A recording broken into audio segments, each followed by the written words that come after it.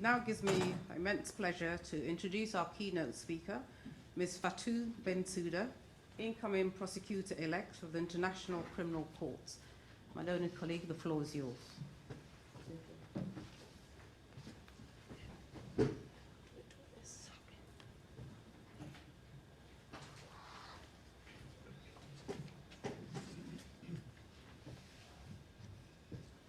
Thank you very much.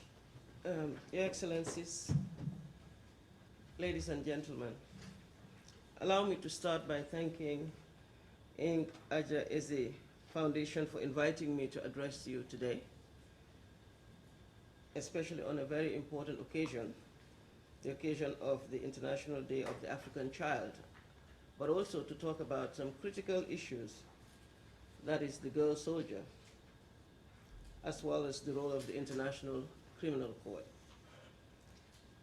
As the Special Representative for Children and Armed Conflict, the UN Secretary General, Radhika Kungwaraswamy, as she indicated while testifying as an expert witness in the Lubanga case, she said, and I'm quoting her, "Girls play a multiple role in conflict, including combat, pottering, scouting, but also sexual slavery. We need to draw attention to the roles that girls play and the need to protect them in every context." This is what she said. And indeed, one of the most influential and fundamental aspects of the crime of utilizing child soldiers in armed conflicts is its gender aspect. According to estimations today, there are about 250,000 child soldiers in the world, and 40% of these are girls. And the main function of these girls are to act as soldiers, but also to act as wives. They act as wives of male soldiers, and this, we all know, is a mere euphemism for sex slaves. Girls are indeed more susceptible to being abused as child soldiers due to the multiplicity of the assigned roles, and especially when they are used as sex slaves. And this vulnerability, deeply linked with the social gender representations, is particularly reflected in the stigmatization girls soldiers may face during the reintegration process. Indeed, sexually exploited girls are often seen as being immoral or unclean by the members of their very own community.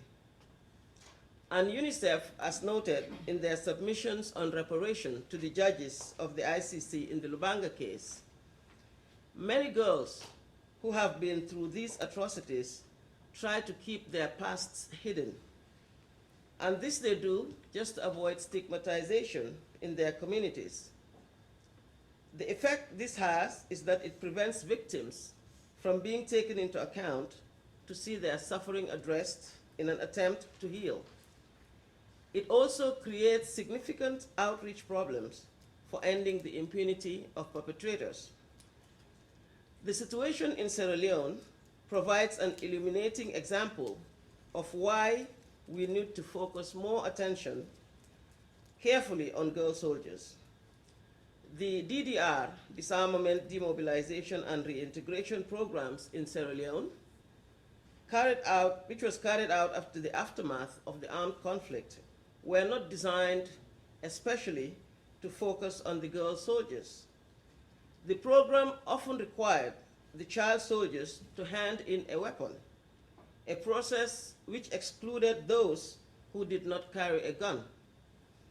According to UNICEF, at the end of the disarmament and demobilization in Sierra Leone, 6,845 children were demobilized, of which 547 were girls. But a good number of the girls were left behind, and they did not go through the DDR, the program itself. And as many observers have indicated, this lack of focus results in the lack of female participation in official reintegration programs. And as a consequence, many girls who leave the armed forces end up with little support, no financial means, and forced into situations where they are trading sex for food, shelter, or money, simply to survive.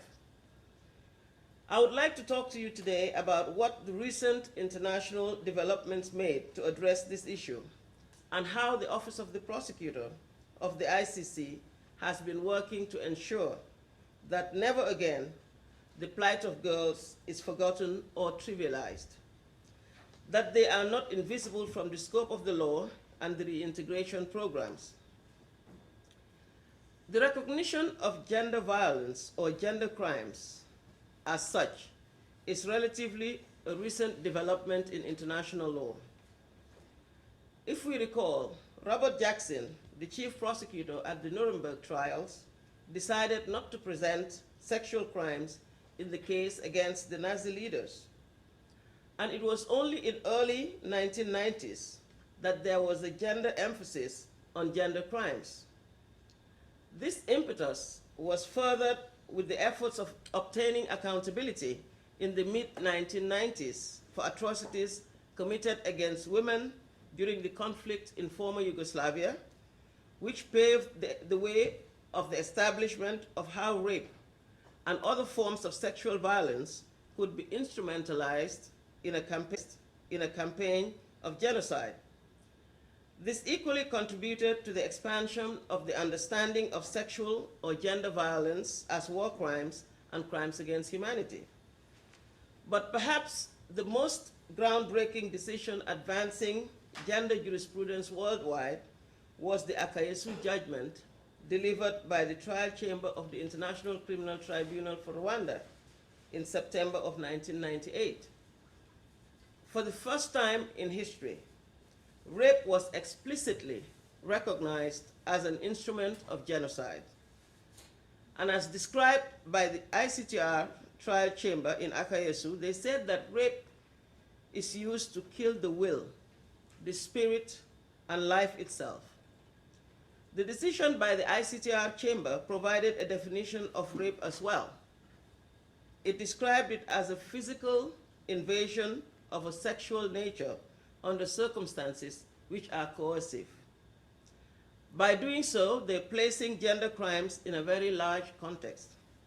And the evolution of the international criminal law, the evolution of international criminal law regarding gender crimes has continued in the recent years. The Special Court for Sierra Leone, RUF, trial judgment in 2009 also constitutes a landmark, as for the first time in history, an international or internationalized tribunal has brought convictions regarding crimes against humanity of sexual slavery and forced marriage as an inhumane act.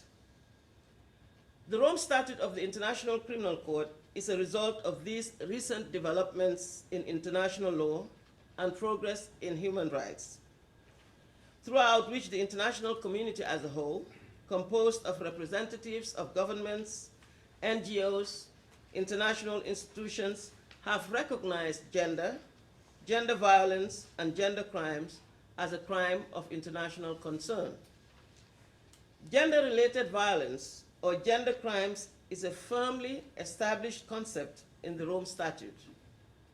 Under Article 7(1)h, persecution against any identifiable group or collectivity on grounds of gender could constitute a crime against humanity if committed in connection with other types of crimes against humanity, or other crimes under the jurisdiction of the court.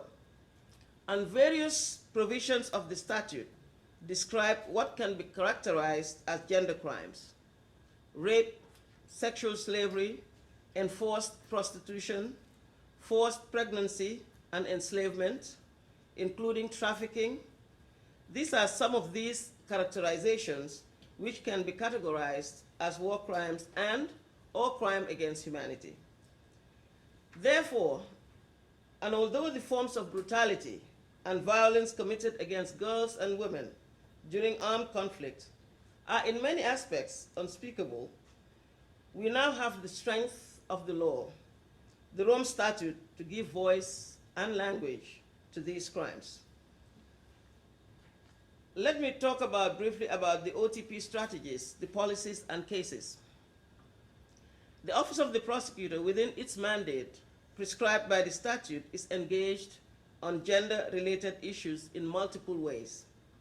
Article 54(1)(b) of the statute specifically provides that the prosecutor shall take into account the nature of the crime, in particular where it involves sexual violence, gender violence, or violence against children.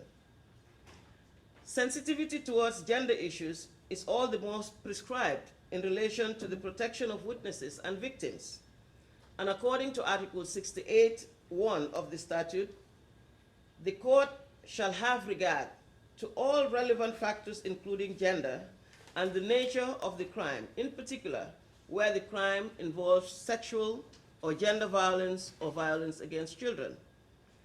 Additionally, Article 42(9) of the statute requires the prosecutor to appoint advisors with legal expertise on specific sexual and gender violence.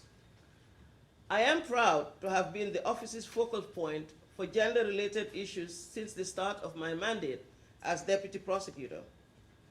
The office also established a unit, the Gender and Children's Unit, comprised of advisors with legal and psychosocial expertise to deal specifically with gender and children issues. The Gender and Children Unit advises the prosecutor directly and provides support to the office's divisions, from analysis through to prosecution phases. The Office of the Prosecutor has also consistently endeavored to ensure that its staff receive proper training to integrate the gendered approach and perspective into the investigations and prosecutions, while at the same time presenting gendered aspects of conflict in connection with the contextual elements of the crimes as defined by the Rome Statute. Our investigations and lawyers receive specialized training on the legal framework and methods for conducting gender crime-related interviews. The Office of the Prosecutor's sensitivity towards gender aspects of crimes is well reflected in its investigations into cases regarding child soldiers. The office has brought charges of enlistment, conscription, and the use of children to participate actively in hostilities against 7 individuals and across 4 cases. The first trial before the court against Thomas Lubanga Dilo was a landmark in international criminal